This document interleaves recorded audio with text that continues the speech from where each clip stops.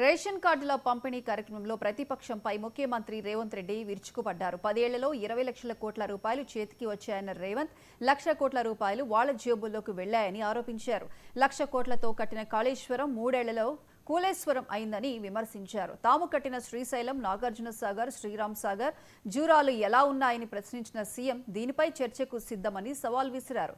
కూలిన కూలేశ్వరం దగ్గర వాళ్లను ఉరితీసినా తప్పులేదని తీవ్ర విమర్శలు చేశారు సీఎం రేవంత్. మిత్రులారా, ఇవాళ ఆలోచన చేయండి. 10 ఏళ్ళు వాళ్ళ చేతుల్లోనే ఉన్నది. 20 లక్షల కోట్లు చంద్రశేఖరరావు చేతికి వచ్చినాయి. 1 లక్ష కోట్లు పెట్టి కట్టిన కాళేశ్వరం ఇవాళ కూలేశ్వరం అయిపోయింది.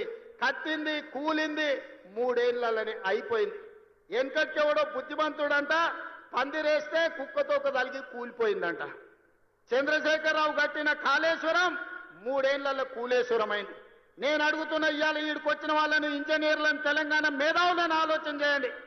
60-70 ఏళ్ల కింద మేము కట్టిన నాగార్జున సాగర్ ఎట్లుంది, మేము కట్టిన మూసీ నది ఎట్లుంది, మేము కట్టిన శ్రీశైలం ఎట్లుంది, మేము కట్టిన శ్రీరామ్ సాగర్ ఎట్లుంది, మేము కట్టిన కల్వకుర్తి ఎట్లుంది, భీమా ఎట్లుంది, నెట్టంపాడు ఎట్లుంది, కోయిల్ సాగర్ ఎట్లుంది, జూరాల ప్రాజెక్ట్ ఎట్లుంది.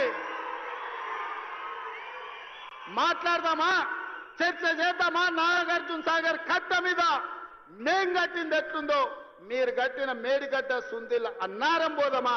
ఆడనే కూలిన కూలేశ్వరం కాడ మిమ్మల్ని ఉరి తీసిన తప్పు లేదు. మీరు కట్టుడు 1 లక్ష కోట్లు మింగి తెలంగాణ ధనాన్ని దోసుకుని ఇవాళ 3 అడుగులైన ఆనాడు ఎట్లుండే, ఈనాడు ఎట్లున్నాడో మీరు ఒక్కసారి ఆలోచన చెయ్యండి. ఆనాడు గంజి కష్టం ఉన్న 3 అడుగులైన ఇవాళ బెంజ్ కార్లలో తిరుగుతుండే ఎక్కడి నుంచి వచ్చినాయో మీరు